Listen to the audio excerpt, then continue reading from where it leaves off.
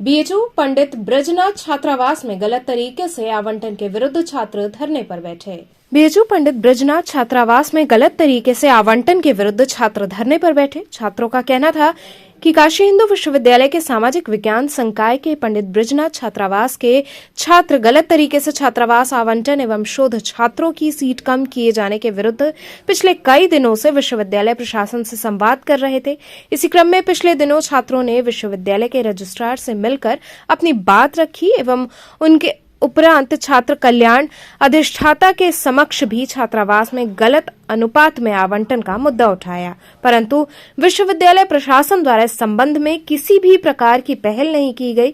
इसके उलट सामाजिक विज्ञान संकाय की संकाय अध्यक्ष द्वारा आवंटन में अनियमितता का विरोध कर रहे विद्यार्थियों के ही छात्रावास आवंटन निरस्त करने की धमकी दी एवं उनके कमरे को बीच सत्र में ही बदलना शुरू कर दिया गया। आगामी परीक्षाओं एवं शोध कार्य को देखते हुए विद्यार्थियों द्वारा संकाय अध्यक्ष के इस निर्णय का विरोध किया गया, परंतु उनके द्वारा पुनः कार्रवाई करने की धमकी दी जाने लगी। विद्यार्थियों ने इसकी शिकायत छात्र कल्याण अधिष्ठाता से की, परंतु उचित आश्वासन न मिलने की स्थिति में छात्रों ने डीएसडब्ल्यू कार्यालय पर ही अपना अनिश्चितकालीन धरना शुरू कर दिया, जो मांगों के पूरा होने तक जारी रहेगा।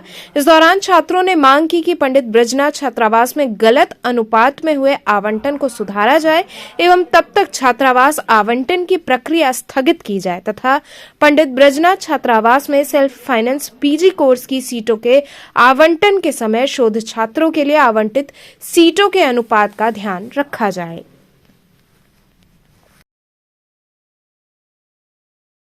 हम लोग पंडित ब्रजनाथ छात्रावास के अंतःवासी हैं। पिछले कई महीनों से हम लोगों के सामने एक समस्या है कि अलग अलग विभागों का जो आवंटन हुआ है कमरों का पंडित ब्रजनाथ हॉस्टल में, वो बिल्कुल भी गलत तरीके से हुआ है।